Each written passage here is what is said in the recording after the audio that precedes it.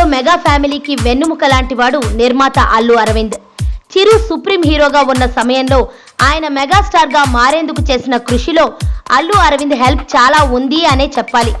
చిరుకే కాదు, సాక్షాత్తు రామ్ చరణ్ కెరియర్ విషయంలో కూడా మగధీర సినిమా తీసి చెర్రీ కెరీర్ లోనే టాప్ హిట్ గా నిలిపిన ఘనత అల్లు అరవింద్ కే చెందుతుంది.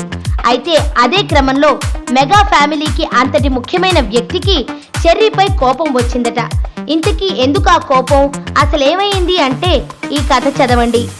ప్రస్తుతం రామ్ చరణ్ హీరోగానే కాకుండా నిర్మాతగాను సినిమాలను నిర్మిస్తున్నాడు. అయితే ఇప్పటి వరకు మెగా హీరోల సొంత బ్యానర్ అంటే గీతా ఆర్ట్స్ అని మాత్రమే అందరికీ తెలుసు. ఇక కొణిదెల ప్రొడక్షన్స్ నుండి వచ్చిన మొదటి మూవీ మెగాస్టార్ చిరంజీవి నటించిన ఖైదీ నంబర్ 150. రామ్ చరణ్ నిర్మాతగా చేసిన మొదటి చిత్రమే అయినప్పటికీ ఈ సినిమా దాదాపు 30 కోట్ల రూపాయల లాభాలను తెచ్చిపెట్టింది అనేది ఇండస్ట్రీలో వినిపిస్తున్న టాక్. అలాగే ఇప్పుడు సురేందర్ రెడ్డి కాంబినేషన్ లో మెగాస్టార్ మరో సినిమాకి ప్లాన్ చేశారు. ఈ మూవీకి సైతం రామ్ చరణ్ నిర్మాతగా ఉంటున్నారు. దాదాపు కొణిదెల ప్రొడక్షన్స్ లోనే చిరంజీవికి సంబంధించిన వరుస 3 సినిమాలను చరణ్ ప్లాన్ చేస్తున్నారు.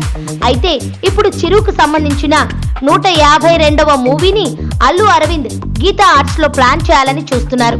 చరణ్ అందుకు అంగీకరించకపోవడంతో అల్లు అరవింద్ కొంత అసంతృప్తిలో ఉన్నట్టు తెలుస్తోంది.